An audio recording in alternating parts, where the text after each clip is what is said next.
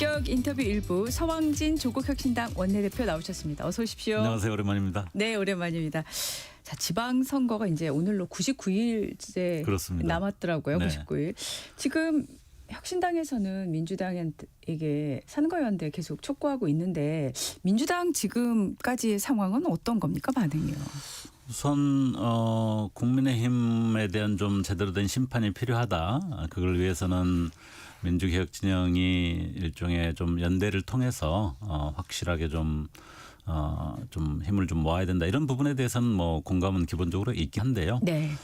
추진 준비, 그러니까 선거연대나 통합을 위한 추진 준비 구성 제한 이후로 중간에 네. 이제 설 연휴가 있긴 했었습니다만은 빠른 진전이 있는 것 같지는 않습니다. 저희들이 처음 제안이 왔을 때부터 이게 연대 내용이라는 게 선거연대인지 또 선거연대라고 한다면 구체적으로 어느 정도의 어떤 내용을 생각하는지를 좀 분명히 하자 이렇게 질문도 드렸습니다마는 민주당 내부 정리 과정이 상당히 좀 있는 것 같고요. 아마 네네. 준비 논의가 시작되면서 동시에 또 내부 정리하는 작업들이 함께 진행되지 않을까 이렇게 보여집니다. 근데 사실 이제 국회 일정이 오늘부터 본회의가 시작이 되고 그렇습니다. 하기 때문에 그렇게 여유 있는 일정은 아닌 것 같은데요. 이번 주 중에라도 민주당과 조국혁신당이 통합과 연대 통합 추진위를 가지고 좀 만날 계기가 있을까요? 아직 뭐 구체적인 일정 자체 확인한 것은 없는데요. 네. 양쪽 다 준비를 구성을 하고 있고요. 1차적으로 좀 만나서 어떻게 논의를 해갈지 이런 협의부터는 시작하지 않을까 이렇게 생각하고 있습니다. 네. 지금 민주당이 제시한 내용을 하나씩 보면 지금 광주, 대구 지역 광역단체장 결선투표제 도입, 네. 지방의회 비례대표 중대선거구제 확대, 무투표 당선 방지 장치 도입 등 이 내용을 민주당이 얘기를 했습니다. 지금 민주당에서의 어떤 좀 회신 반응 있습니까? 아마 준비 논의가 시작되면 하나하나 의제로 다뤄질 것 같고요. 네. 또 일부는 정개특위에서 또 다뤄지기도 할 것 같은데요. 내용 하나하나가 조금 성격은 다릅니다. 결선투표제 같은 경우는 특히 야권에서 정치연합을 좀 원활하게 하기 위해서는 작은 정당도 후보를 좀 내고 충분하게 활동을 하면서도 최종 결과에 있어서는 또 연합이 자연스럽게 이루어질 수 있는 정치연합을 잘하는데 굉장히 중요한 정치 제도가 결선투표제입니다. 그래서 이거는 과거에서부터 굉장히 저희들이 강조해왔던 거고 지난 대선 전에 원탁회에서 합의됐던 그런 사안입니다. 네. 그래서 이 결선투표제를 대통령 선거의 결선투표제도 꼭 필요하다고 민주당도 동의는 한 바가 있습니다마는 이번 지방선거에서부터 좀 시범적으로 시작을 해보자. 특히 광주와 대구가 이번에 이제 지역 통합을 통해서 큰 특별시가 되지 않습니까? 네네. 그런 상징성도 있기 때문에 거기에서부터 한번 시작해보자라는 제안을 했던 것이고요. 네. 그게 이제 정치연합을 위한 어떤 좋은 제도적 장치일 뿐만 아니라 지방 정부의 어떤 수장을 뽑는 데 있어서 그 주민들의 최소 50%는 지지를 확인을 해야 되는 대표성, 정당성 이런 것도 확보한다는 차원에서 결선투표를 좀 적어도 광주대구에서라도 먼저 시작을 해보자는 제안을 했던 거고요. 광역 비례 비율을 늘리는 거라든지 또 3호인 중대선거구제를 좀 확대하자라고 이야기하는 것은 지방의회의 어떤 다양성 또 견제와 균형을 잘할 수 있는 역할들을 좀 하기 위해서는 그런 제도적 변화가 필요하다라는 차원에서 강력하게 제기를 하고 있고요. 추진준비위에서 주요하게 논의 주제가 될 수도 있고 또 정개특위에서 아마 그게 다뤄져야 된다 이렇게 보고 있습니다. 네, 지금 정개특위 얘기를 하셨는데 어제 국회 정개특위에서 지금 지방선거구 확정 관련 의제를 집중 논의했는데 아직 결론은 못 냈어요. 어떤 내용이 주로 논의가 됐는지요? 원래 민주당과 국민의힘 두 당이 협의해서 정개특위를 이제 구성을 했습니다. 민주당 9명, 국민의힘 8명, 비교섭단체 1명, 그 비교섭단체 1명에 이제 조국혁신당이 참여를 하고 있는데요. 처음에 민주당과 국민의힘이 합의할 때 핵심 의제를 이번 지방선거 할 때 지난번 전북 장수에서 헌법 불합치 판정도 나고 인구 비례 문제 때문에 그래서 그런 것들을 좀 조정하는 선거구 획정 문제하고 그다음에 3호인 선거구제나 2인 선거구제를 어떻게 할 것인가 하는 문제 그리고 주로 지구당 부활 이렇게 두 당이 어쩔 수 없이 해야 되거나 두 당의 관심사안 중심으로만 의제를 설정해 놨는데 저희들이 제기하는 뭐 비례 확대라든지 사모인 중대선거구제를 좀 더 확대하는 문제라든지 이런 부분들은 아직 의제로 본격적으로 올라와 있지 않아서 의제 자체에 좀 제한성이 너무 심각한 것 같고요. 그 점을 네. 좀 강력하게 저희들이 요구하고 있고 네. 민주당 원내대표단하고도 좀 그런 부분들을 협의를 하고 있는 중입니다. 네. 지금 원내대표께서 직접 그 정치개혁 과제에 대해서요. 3월이 마지노선이다 이런 네. 말씀을 하셨어요. 3월이 마지노선이라고 하신 이유 일정 때문일까요? 그렇습니다. 이게 추진 준비를 아직 본격 가동도 안 한 상태이긴 합니다만은 가동이 되고 논의가 잘 된다 하더라도 저희 입장에서 그게 의미가 있으려면은 선거법 개정이라든지 또 정치제도와 관련된 중요한 합의가 이루어져야 되고 그것에 입각한 선거 준비들이 이루어져야 된다고 한다면은 네. 이게 하염없이 뒤로 논의만 하고 있을 수는 없거든요. 예. 그런 차원에서 적어도 3월 안에는 그런 것들이 다 좀 정리가 되고 좀 더 틀이 구도가 좀 명확해져야 된다 이런 취지에서 말씀드린 겁니다. 네. 그 조국 대표도 민주당을 향해서요. 지방선거 때 지방 분권 개헌을 위한 국민투표를 동시 실시하자고 말씀을 하셨는데 네.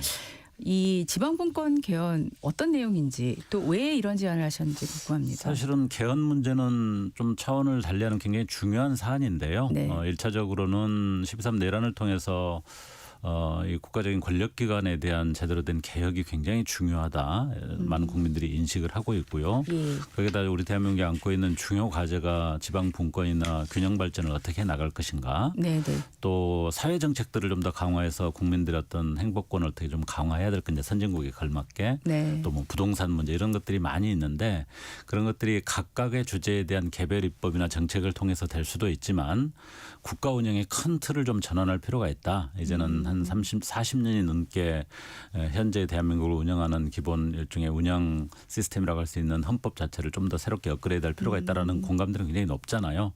근데 이번 지방선거가 그것을 시도할 수 있는 거의 이 이재명 정부에서는 골든타임이다 저희는 보고 있습니다. 네. 그리고 특히 이번에 한꺼번에 많은 것들을 다 담아내지 못하더라도 예. 예를 들면 헌법 전문에 5.18 정신을 담는다든지 지방 분권 국가를 일장에다가 명확하게 천명하는 거라든지 이런 최소한의 합의 사항이라도 담아서 개헌을 성공하는 경험 이걸 해놔야지 그 다음 단계에 좀 더 폭넓은 내용의 어떤 변화를 가져가는 개헌도 할 수 있는 동력이 만들어진다라는 차원에서 이번 지방선거에서 이 부분을 꼭 담고 추진해야 된다는 점을 좀 강력하게 제안을 하는 것입니다. 사실 그 지금 국민 투표를 하기 위해서 재국민 투표와 관련 게 그렇습니다. 이제 상임위를 이제 통과한 상황인데 이 지방분권 개헌을 위한 국민 투표까지 실제로 이번 6.3 지방선거 때 할 수 있을까요? 어떻게 보십니까? 우선 이재명 정부의 국정과제 1호가 개헌이기도 하고요. 네. 또 국회의장님도 이 부분에 대해서는 아주 강력한 의지를 가지고 계속 천명해 오신 바가 있는데요. 네네. 말씀하신 대로 국민투표법 자체는 국민투표를 하기 위한 사전 정지 작업으로서 필수적인 일인데 예. 그동안 미뤄져 온 것 자체가 이해가 안 될 정도로 헌법 불합치 판정을 받았던 사안인데 어쨌든 이번 상임위에서 아마 이번 주 국회에서 다뤄질 거라고 보여집니다. 예. 통과가 되면 일단 기본적인 준비가 되는 셈이고요. 예. 개헌과 관련된 부분은 내용적인 것은 사실은 국민의힘도 다 동의했던 내용들이기 때문에 어떤 흐름만 좀 만들어주면 지방선거에서 함께 투표하는 것은 가장 손쉽게 가장 명확하게 성공한 개헌의 경험을 만들 수 있는 기회다. 저는 그렇게 생각합니다. 알겠습니다. 지금 혁신당에서 군산 평택에 대해서 민주당 무공천을 선거연대 조건으로 요청을 하신 걸로 알고 있습니다. 민주당에서는 심각하게 고려하고 있지 않다 이런 반응을 내놓고는 있는데 어떻게 생각하십니까? 예, 군산과 평택 공천 배제 제안은 저희가 한 바가 있는데 네. 선거인데 조건으로 제안했던 건 아니고요. 네. 정치적 책임성에 대한 좀 당연한 조치로 촉구를 한 내용입니다. 예. 사실 아까도 말씀드렸습니다마는 검찰 개혁이나 사법 개혁 같은 경우가 굉장히 어려운 개혁 작업인데 예. 민주당을 포함해서 개혁 야당들이 굉장한 의지를 가지고 추진하고 있고 국민들한테 설득을 하고 있지 않습니까? 예.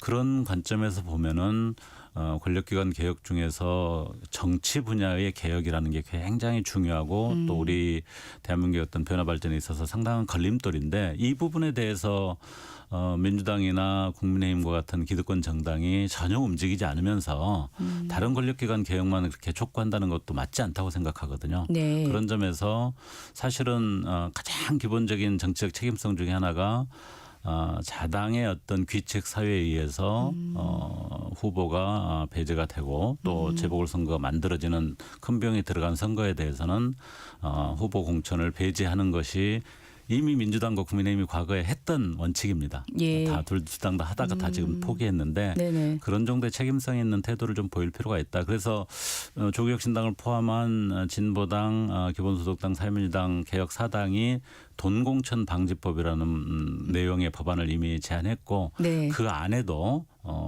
자당의 어떤 책임에 의해서 재보궐선거가 만들어졌을 때는 공천 배제하는 그런 내용을 선거법 개정 사항으로 담아놓고 있기 때문에 네. 그런 점들을 더욱더 촉구하고 있는 것입니다. 알겠습니다. 그 6.3 지방선거 전에 국민의힘 정당 해산이 결정돼야 한다고 이렇게 촉구를 하셨어요. 보니까 지난해 7월이었죠. 네. 국민의힘 정당 해산 심판 청구를 촉구하는 진정서를 정부에 냈었는데 그렇습니다. 이번에는 추가로 보충 의견서를 내셨어요. 네. 지금 이 시점에서 보충 의견서까지 내시면서 이렇게 촉구한 이유가 궁금합니다. 우선 가장 중요한 계기는 두 가지입니다. 지난 그 내란 수계 재판 1심 재판에서 무기징역 형이 내려졌죠. 네.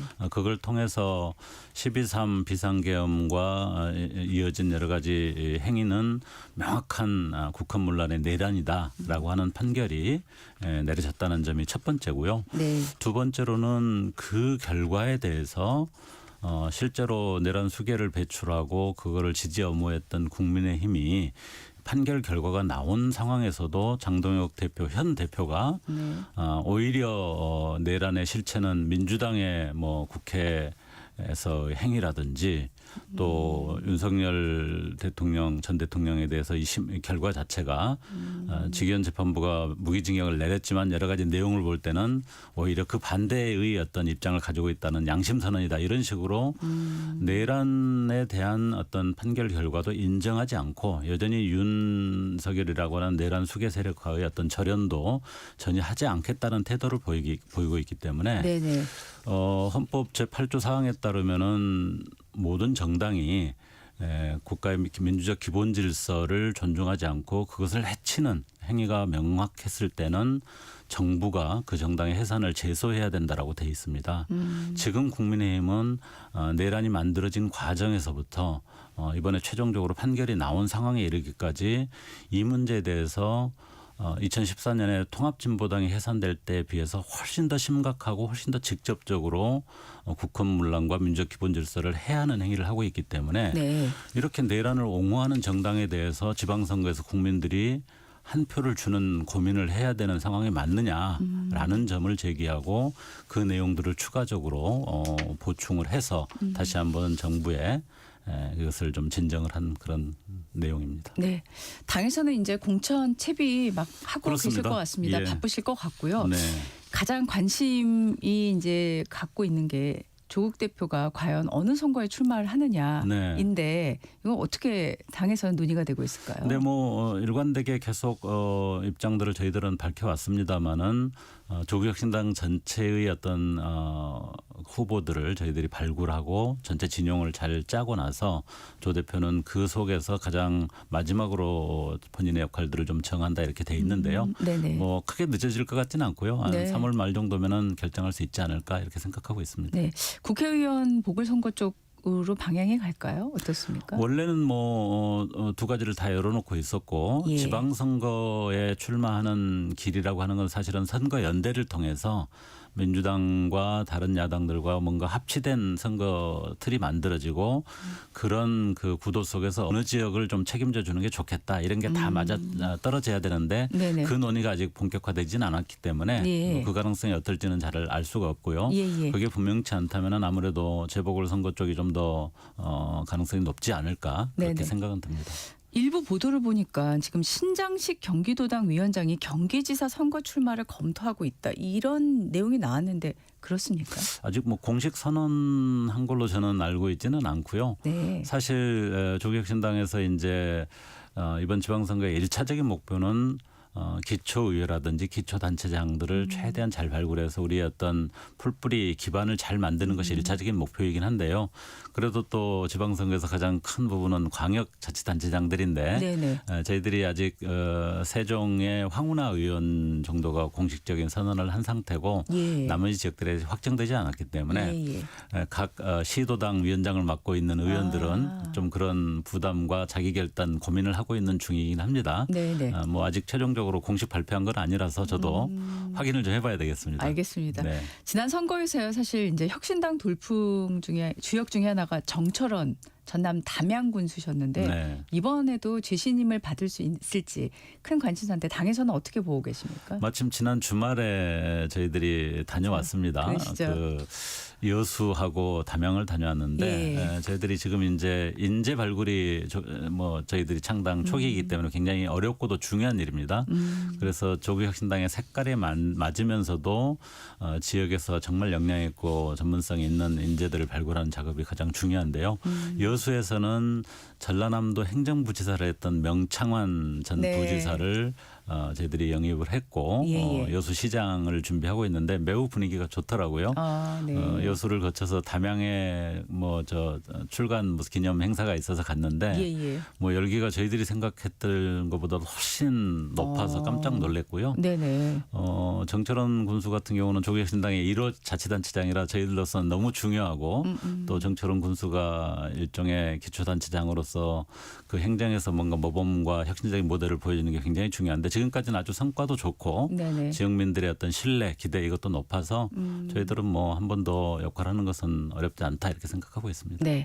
지금 이제 기초단체장 그리고 기초의회 쪽에 좀 방점을 두고 있는 걸로 그렇습니다. 보여지는데 민주당에서 지난 주말에 조승래 사무총장이 네. 이번 민주당의 지방선거 전략으로 이른바 윤석열 퀴즈로 규정을 했어요. 8개 광역자치단체장 은 네. 물러나야 된다 이런 네. 입장을 내놓고 그런 전략을 지금 구사할 걸로 이제 보여지고 있는데 이 전략에 대해서는 어떻게 보셨어요? 저희들이 처음부터 이번 지방선거의 핵심 기조를 국힘 제로, 부패 제로 이렇게 설정했습니다. 예. 국힘 제로의 핵심은 말씀하신 대로 지금 지난 지방선거에서 일종의 윤석열 대통령 전 대통령 당선 이후에 바람이 불어서 국힘 단체장이 상당히 많았는데요. 예. 저희가 보기에는 자질이 떨어질 뿐만 아니라 내란 과정에서 상당히 내란을 옹호하고 막 공공연하게 그런 역할을 한 단체장들도 많아서 예. 그런 점에서 윤석열의 일종의 나쁜 바람이었습니다만은 그 바람을 타고 당선된 단체장들을 이번에 제대로 심판해야 된다. 이거는 뭐 오히려 저희들이 국힘 제로를 이야기했을 때 핵심적인 기조를 이야기했던 거고요. 예. 민주당이 좀 그 부분을 수용한 것이 아닌가 이렇게 생각이 들고요. 예. 이걸 제대로 하려면 사실은 선거연대가 좀 잘 진행돼야 되기 때문에 네. 조승래 사무총장이 그런 방향을 좀 중요하게 밝혔다고 한다면 네네. 선거연대와 관련된 논의에 좀 더 진전된 어떤 내용도 함께 따라가지 않을까 이렇게 생각을 해봅니다. 네. 지금 그 사법개혁 3법 네. 본회의만 남아 있는 상황인데 조희대 대법원장이 어제 또 이제 공개적으로 입장을 밝혔습니다. 헌법 개정 사항에 해당할 수도 있는 중대한 내용이다. 사실은 이제 사실상 반대 입장인데 네. 조 대법원장 발언 어떻게 들으셨어요? 우선 대법원 또 특히 조희대 대법원장 같은 경우는 현재 사법부가 국민들로부터 받고 있는 불신을 넘어서 국민들이 걱정을 하고 있어요.